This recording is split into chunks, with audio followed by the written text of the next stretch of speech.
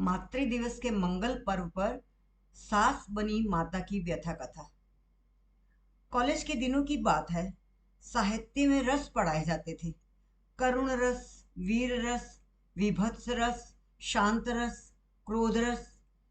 हम इस पीरियड में पीछे के डेस्क पर बैठकर सभी रसों के चेहरे बनाया करते थे। क्रोध रस में गुस्से से घूरना, करुण रस में बेचारा सा मुंह बनाना, शांत रस में मौनी बाबा बन जाना और विभत्स रस में भयंकर चेहरा बना लेना। एक होता था वात्सल्य रस। हमारे प्रोफेसर एक विचित्र बात कहते थे जिससे हम सहमत तो नहीं होते थे, पर दिमाग से उनकी बात आज तक निकली भी नहीं। उनका मानना था कि दुनिया में कोई भी भाव बिना तात्पर्य के नहीं होता। वीर रस जब उपजता है तो इसके लिए कोई कारण अवश्य होता है। विभत्स के लिए कोई परिस्थिति अवश्य होती है जिससे यह भाव मन में आता है।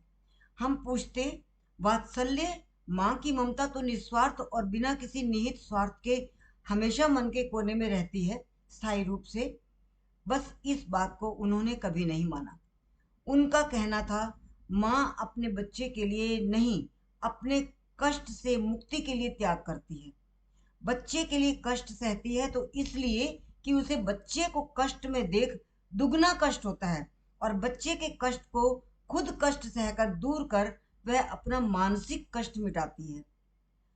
तर्क कुछ कुछ मन में बैठ जाता और हम बहस नहीं करते थे। ये सब हम पढ़ाई के साथ ही भूल भी गए थे। अब वो बात हर बार मदर्स डे पर मन में उठती है कि इसमें भी सच तो था कुछ। आज जब पति पत्नी के विवाह संबंधी मामलों में मध्यस्थता के लिए दोनों पक्षों की परिस्थिति को समझने का मौका मिलता है, तो जो भयावह सत्य सामने आता है उसको छुपाए रखना सत्य से मुंह मोड़ना होगा। दो युवाओं के मन में दरार पैदा करने में माता का सबसे बड़ा हाथ रहता है, और विवाह विच्छेद का कारण भी बहुधा माता ही होती है, जो इस समय सास बन चुकी होती है। ऐसा कतई नहीं कि माता अपने बच्चों को प्यार नहीं करती, किंतु वह बेटे के प्यार से आगे जाकर अपनी सीट ऑफ अथॉरिटी को बचाए रखने की कोशिशों में लग जाती है। बेटों को अपने आधिपत्य में रखने के लिए उसके जीवन में आई दूसरी स्त्री उसकी आंख का कांटा बन जाती है। एक माँ जो 20-25 वर्षों तक बेटे के हर निर्णय का महत्वपूर्ण हिस्सा होती है, अचानक एक स्त्री आते ही कुंडी चढ़ाकर बेटे की सब कुछ बन जाती है। तब ये माँ वही करती है जिससे उसे सुकून मिलता है। शिकायतें भी करती है, झूठ भी बोलती है, और बेटा सोच भी नहीं सकता कि उसकी माँ उसे झूठ भी बोल सकती है। यह सब इसलिए होता है कि उसकी अपनी सीट ऑफ अथॉरिटी हिलने लगती है।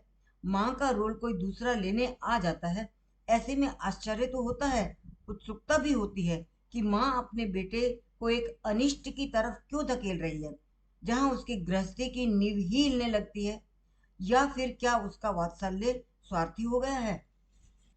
हमने बेटे को यह स्वीकार करते देखा है कि उसे पता चल गया था कि माँ झूठ बोल रही है, पर ऐसे में वह पत्नी का साथ नहीं दे पाता। उसके सामने माँ को झूठा मानने की हिम्मत नहीं जुटा पाता, पर बिना तर्क के वह माता पिता का घर छोड़ पत्नी के साथ अलग रहने के लिए भी तैयार हो जाता है। प्रश्न है हम सबके सामने, क्या माँ का वात्सल्य निस्वार्थ नहीं होता? क्या माँ अपने सुख के लिए, अपने आधिपत्य को बनाए रखने के लिए पति पत्नी के रिश्ते के बीच आ जाती है? क्या वह पुत्र को दुख देकर सुकून पा जाती है? इन सब प्रश्नों का उत्तर भी उतना ही जटिल है जितना माँ का व्यवहार। माँ ऐसा समझने लगती है कि बहू उसे पुत्र से अलग कर देगी, जो वह नहीं चाहती। जो बात इस भाव से शुरू होती है वह जल्दी ही खींचतान में बदलने लगती है।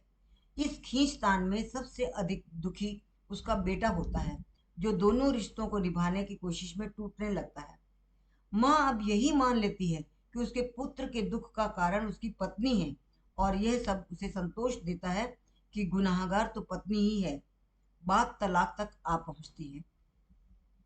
मध्यस्थता के दौरान समझाने समझने की प्रक्रिया में बहुत बार माँ ने अपनी जिद छोड़ी है और अकेले में अपनी गलती भी मानी है, बहू की अच्छाई भी बताई है, और अंत में घर को जोड़ने में अपना पहला कदम आगे बढ़ाया है। पर क्या यहाँ हम मान सकते हैं कि हर व्यक्ति सबसे आगे अपने सुख को रखता है, चाहे वह माँ ही क्यों ना हो। सवाल बड़ा क्रूर है, पर आत्ममंथन तो करना ही होगा।